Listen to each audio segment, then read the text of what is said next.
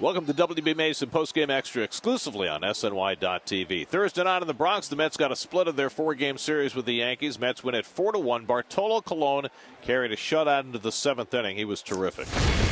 I thought tonight he had maybe his best stuff all year. He had velocity throughout the game. I mean, you saw a lot of 91s up there, and with something, he's usually just locating. He located tonight. He used his slider a lot more than he has in the past, and he pitched a very, very good game. I'll tell you, for a guy that's thrown 19 innings in the last 10 days at 43 years old, that's a pretty impressive outing. Yeah, I didn't see myself being a starter at this point. I think just from conversations we'd had, I saw myself in the bullpen at this point of the season. But thank God I've had that opportunity, and I've been able to continue being a starter and helping out. When he goes out, you expect a good game out of him right now. He's the guy you're saying, you know what, we know exactly what we're going to get. He's going to keep us in the game. He's going to give us 6 or 7 innings. We're going to be in the mix. We just got to get some runs. And he's become a major piece of our rotation with all the things that have happened. He was terrific. After his last start that he started on 3 days rest, that was a tough one for him tonight, though. Congratulations to Bartolo. 13 times double figures in his career and his 228th win. Jerry's Familia gave up a couple of hits in the ninth, but got through it for his 38th save. Meanwhile, the Mets got all the runs they would need in the fifth inning against Nathan Eovaldi. A solo homer by Kelly Johnson, and then Jay Bruce, his first hit as a Met, a 3-run homer. And that was all in the same inning. That was the 4-run fifth inning for the Mets.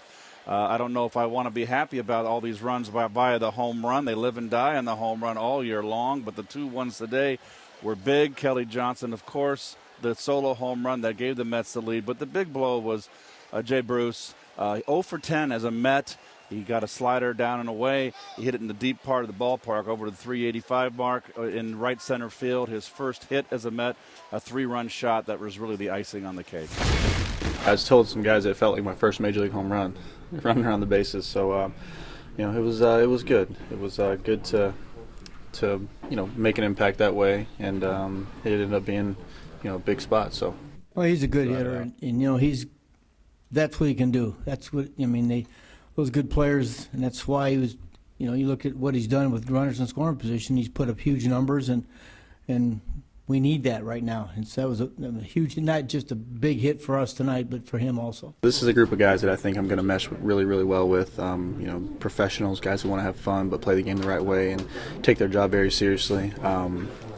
But like I said, man, that was like hitting my first home run, so it was very, very exciting. And, I mentioned being a little bit re-energized with the trade and coming over here and playing baseball that matters, and that was kind of epitomized that tonight. So the Mets get the split of the series with the Yankees. They're now just a game out of a postseason berth, out of the second wild card spot. They'll move on to Detroit to start a series on Friday night with Noah Syndergaard against Justin Verlander. Our coverage begins with Cadillac first pitch Friday night at 6 o'clock on SNY. That'll do it for WB Mason Postgame Extra. Be sure to join us after every game for exclusive coverage on SNY.TV.